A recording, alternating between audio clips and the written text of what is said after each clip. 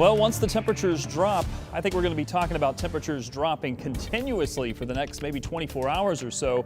Because of this next system that's moving in, it's already brought us a few rain showers. We're getting a little bit of a lull now, but there are more rain showers back to the west into parts of Illinois. And some of these do contain a little bit of thunder and lightning, so don't be surprised if you hear a rumble of thunder overnight.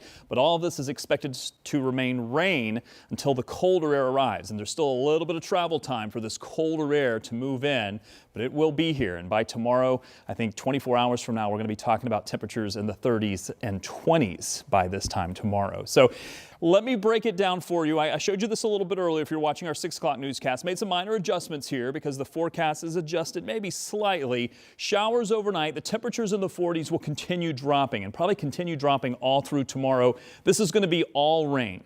Now, just before sunrise, the winds will start to pick up, and that's what will help to bring in that cooler air. So we'll probably be in the 30s by tomorrow morning. There may be some mix possible, but the mid-levels have to cool down before that all changes over to snow.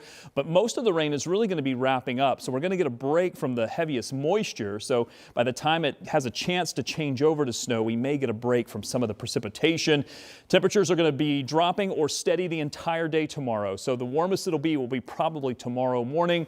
By midday, there may be a couple of snow showers or maybe wintry mix showers.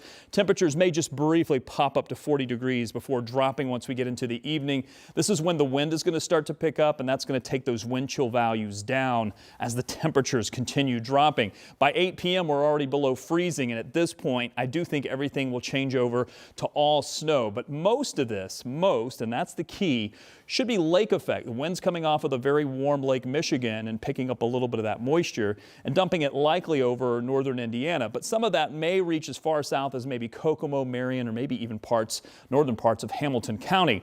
It's Monday morning where things get a little more interesting. Is this little impulse, not necessarily lake effect, but a little impulse on the backside of this system may move through. Now, at this point, look at the temperatures. They're into the 20s, low 20s for Monday morning.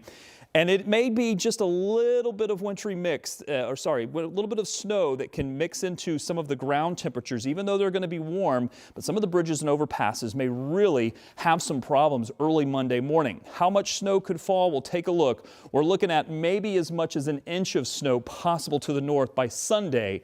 But by Monday, this new model has a snow potential. Keep in mind, it's potential of 1 to 2. But look, a lot of that is going to melt as it falls or as it reaches the ground. We may get some minor accumulation on some of the bridges and overpasses.